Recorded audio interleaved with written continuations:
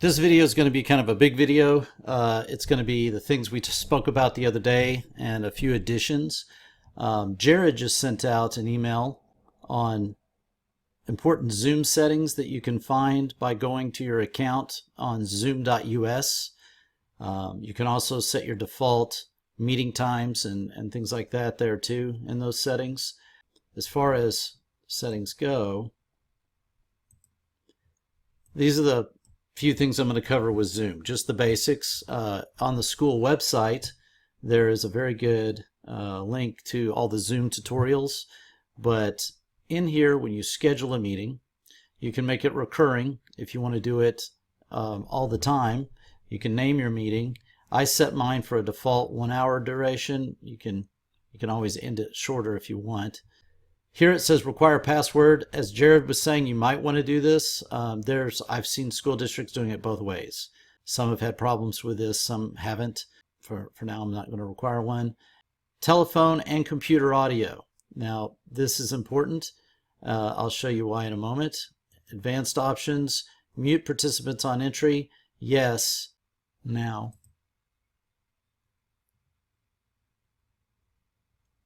And it's going to try to sync it with my calendar and put it in my Google Calendar, which is great. Now, once I do this, if I go back to my Zoom app and I look at my meetings that are scheduled, it's like, okay, I've got a meeting scheduled right now. It says show the meeting invitation. If I click here, you'll see it. And I can copy the invitation and then I can just email it out to all my students that need to attend this meeting. It has all the information they need. If they're on a computer or phone, they just click right here and it automatically they join. But here's the other important thing. For the people who do not have maybe technology or bandwidth, they can dial in by phone. They can listen to your instruction. A lot of school districts are using this. And if they dial in by phone, they'll put in the meeting ID and it'll join them in.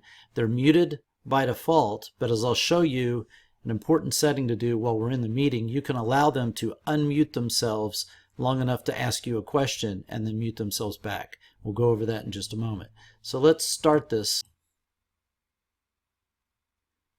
I'm joining with computer audio and it's got my video muted right now. That's the way I wanted it and this particular meeting. And again, I can share my screen by clicking here.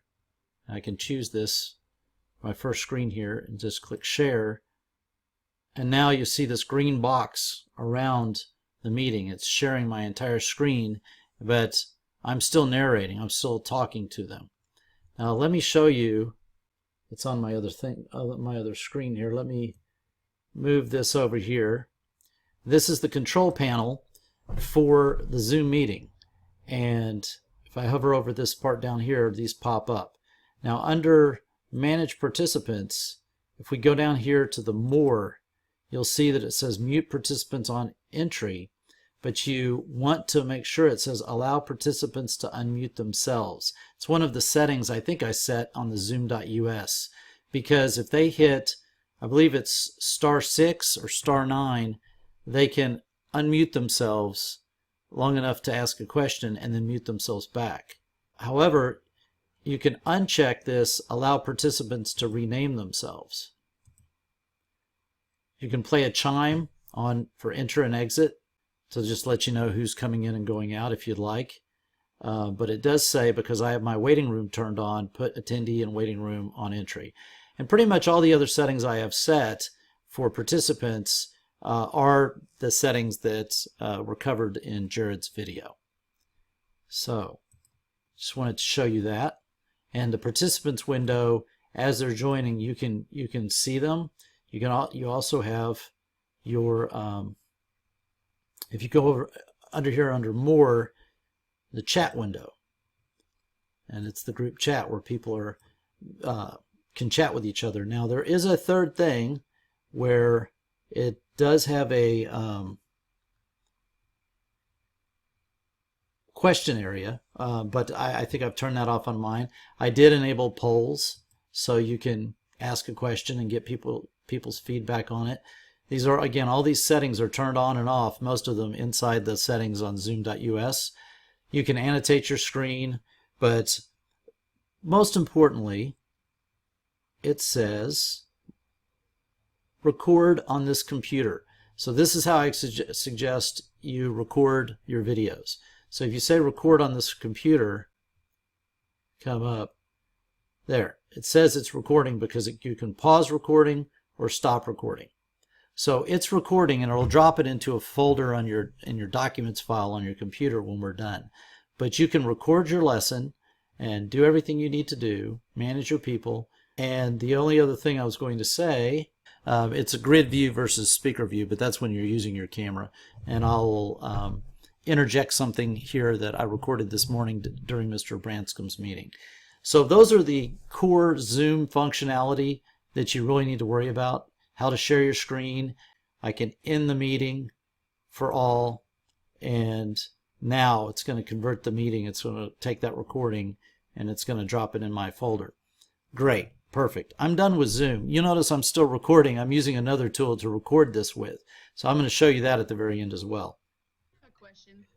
So here is a clip that was taken from Mr. Branscom's Zoom meeting that we had this morning, and I recorded this part in order to demonstrate grid view versus speaker view. So right now I'm going to take it into full screen, and then I'm already in grid view. If I put it back into speaker view, which is the default setting for Zoom, it tries to identify, and a lot of people were unmuted, so if it hears the noise from somebody else, it'll switch it on to them. But basically, it puts it onto whoever's talking, and their screen lights up with the green border. So when Mr. Branscom was talking, you would see Mr. Branscom, and then when someone else talks, it switches to their camera. By switching into grid view, you see everybody that's in the meeting. At the end of this little process right here, you can take this file, the one that ends in MP4, and you can upload it to your YouTube channel. So if you're signed in to Google and you go to the waffle menu here, as they call it, and you scroll down to YouTube and click it, it'll open up a new tab, and you'll notice that if you're signed in, you should have Create a Video and More right up here. And if you click that, you'll see the choice to upload video. So it's this little camera icon here, and then upload video. Tab says YouTube Studio on it. Now this is because you're logged in with your school account. This will be for you, directly for you. It shows my icon over here, my name, your channel. And then you just select your file. Just upload it. And then once you get it up there, you can name it, and then you can share it, and put a link in it. It'll embed into email. You can share it with all your students. You can put it on your web page. Do whatever you want. But it's very straightforward. Next, go to, I mentioned on the other training video I did, Quizizz.com. I mentioned going to the Chrome Web Store and using Loom for Chrome. So I'm going to tell you the difference between Loom and why, like Miss Dennison uses Loom versus why you'd want to use Zoom and YouTube. So I'm of the opinion, and again, all I'm trying to do, I'm not telling you what to do. These are all options for ways to interact with your students. I'm just trying to give you the options that are out there. And everything I'm showing you so far is either free or provided through our accounts and MoreNet and everything, like the Zoom Premium where you can record, is provided to you as a tool that is free to you to use. The free accounts that you can get out there that are provided to everyone have a 40-minute time limit, and you cannot record. So we have Zoom Premium for you through our membership with MoreNet and what they negotiated. Loom is also completely free to use. So it puts this icon here in your browser. As I showed you the other day, all you have to do is pop it open, click record, and then it stores it on Loom's server and allows you to embed the link to it directly in an email.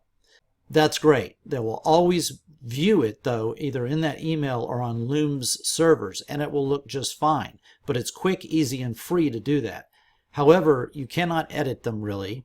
if you try to download the file and put it on your YouTube channel or anywhere else, the quality is about half. It's grainy. So I prefer Zoom and then YouTube because you can put it wherever you want to and you can edit it with other tools. So that's what I prefer, but I offered Loom because it's so easy. It's directly in your browser, and if all you're doing is sharing things via email with your students, again, it's really quick and easy. So that was Loom. AmazingEducationalResources.com I referenced in the video the other day, so I wanted you to see that, Amazing Educational Resources. And the other one was this. I will put this link in the email that I sent out with this video. Well, I guess the last thing I'll show you is the tool I'm using right now, which can be found at Screencast-O-Matic. Now, there is a free version, although I pay for it, and it gives me all of the tools. So throughout this video, you will notice sections of the screen that were blurred out. You'll notice that I was able to edit, well, you won't know, but I was able to cut down and edit pieces out of the video, pauses, clicks, not necessary pieces. It'll allow you to do editing like that, really quick and easy. It also puts a circle around my cursor to point out what I'm wanting you to see. It's really good. It is not free, but the pricing is just obviously really, really low, as you can see. This is a solo plan, so if I were, wanting everything under the sun, it would cost me $4 a month. It's a really easy tool to use. It's the tool I use. I do training for various clients, and this is the tool I always use. That's the one thing I couldn't show you how to set up Zoom without Zoom already running. So I had to use another tool. This is my tool of choice. But I will say for everything else I do use Zoom. And I hope this training has helped. I'm going to try to edit it down to where I've taken out a lot of the dead space. So if you have any questions, you can contact us. At this point, it's probably best to contact us directly via email or by calling our extensions. I have an extension at 1102. That's 1102. If you dial that extension, it'll get me wherever I am. Thank you for listening.